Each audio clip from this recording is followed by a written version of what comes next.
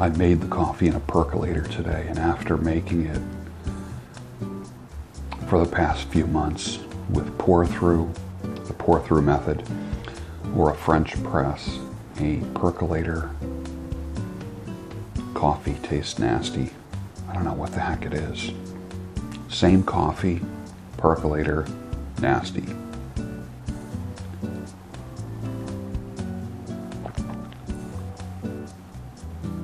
Ugh. I'll be right back. I gotta make another cup. This is way too nasty for me. Hold on. Much better. Much, much better. You know what's weird? For many years, I had a drip coffee maker. I always liked perked coffee, but like perked on the stove, not with like an electric percolator.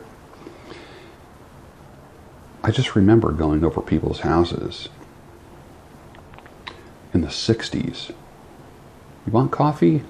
Yeah. They put coffee in the brew basket thing, put the percolator on the stove, and it always tasted better in a percolator. Some people had instant coffee, and then I went through pour-through. My mother, when I was a teenager, got a Melita cone, and we had a lot of pour-through coffee. That was our coffee every day, was the pour-through type. We never ground our own beans until, gosh, no one was grinding their beans until like maybe the 80s. So everything was like a can of coffee. There weren't even bags of coffee. It was cans of coffee. And then the vacuum packed bags came out. And then those vacuum packed brick things came out with Folgers. But once you start tasting fresh roasted coffee, once you start grinding your own, once you start being a little more deliberate in your methods of making coffee, you can't go back to shit. It's so hard. Honestly, that first cup of coffee was nasty. I guess to the average palate, it would be okay. But I just can't handle that anymore. Proof that one good cup of coffee is preferable than a whole pot of junk. Honestly. And even good coffee with a bad method ruins the coffee. It's hard to go back now. It really is, man. That first cup just showed me, oofa. Much better, much better. Let's talk about sexual market value real quick. Sexual market value of a person. Sounds weird talking about market value of people, like comparing them to a car. But think about if you have a car and you're selling it. You want to know what the Blue Book price is, or the NADA guide for what the value of that car is. Or if you're buying a car, you want to know if the asking price is in line with what the car is worth. We do that with things, like when it comes to electronics depreciate about 20% a year.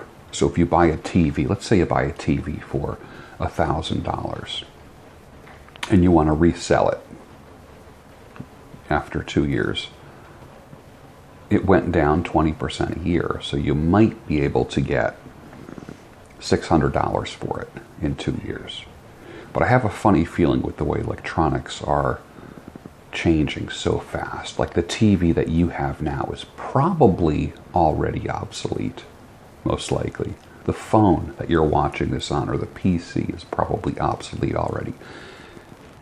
I'm filming this or recording this. I say filming only because I come from a film background. This is a Galaxy Note 5. And it's already old school. Already. And when I first got this, man, it was it. This was the thing. Because I do nothing on my PC. I do everything on my phone. Record, edit. If I do edit, most of the time my editing is like just trimming stuff and then uploading from the phone. But let's go back to people. Is there a blue book for people? What is the sexual market value? And when I say sexual market value, I'm not talking about the act of sex. I'm talking more about like gender and how you are attractive and your value in the marketplace.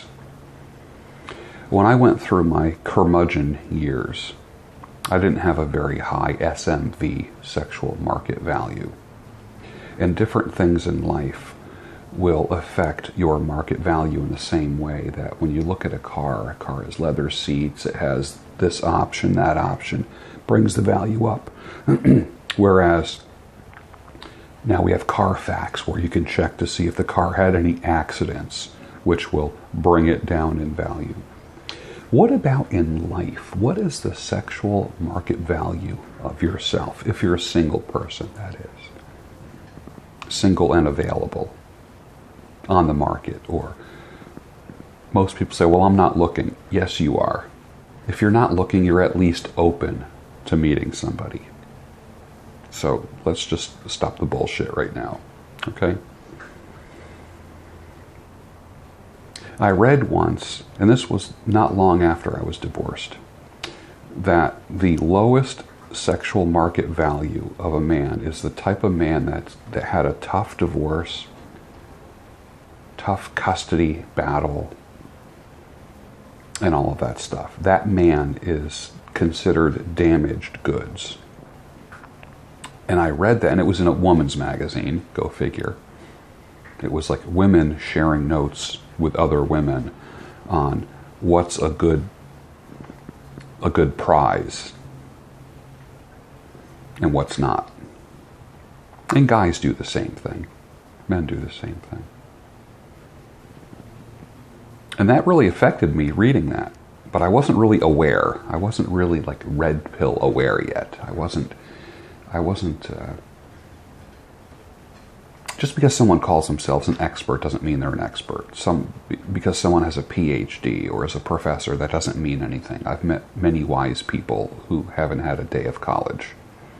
Or they went to the school of common sense. Hard knocks? Some people think they're bragging when they say, I went to the school of hard knocks. You know, there's 10 years of experience. And then there's 1 year of experience 10 times. Just because someone has had a rough go at it doesn't mean they're smart. Actually, that might mean they're stupid because they keep repeating the same mistake over and over again. So be careful of people who talk about school of hard knocks. I'd rather listen to people who are graduates of the College of Common Sense. As a matter of fact, if you are a student in the College of Common Sense, you actually never graduate. You're always a student. You're always learning. There's something to that. But let's go back to this sexual market value. What is your sexual market value? If there was a Kelly Blue Book for people, whether you're male or female, what would your value be? And what are the things in your life that bring your value down to other people? And you might say, and I have a tendency to attract the curmudgeonly. Look up the word curmudgeon if you don't know what that is. I'm not going to explain it now. But I do have a tendency initially to attract the curmudgeonly, because I was a curmudgeon for a couple of years. The don't give a shit, what I think, say, look kind of thing. And you see the transformation, but I think we all need to have curmudgeon years, male or female, time away. And the people who met you during your curmudgeon years won't like it when you emerge from the cave when you emerge from the shadows and the darkness and the self-imposed isolation. They won't like it when you grow. They don't like it when you get into shape. They don't like it when you improve your looks.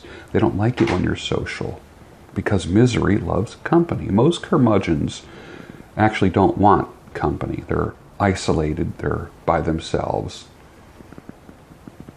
And I'm kind of a mix between introvert, curmudgeon, isolationist, not national, and I'm not talking about news and that kind of stuff, but isolationist.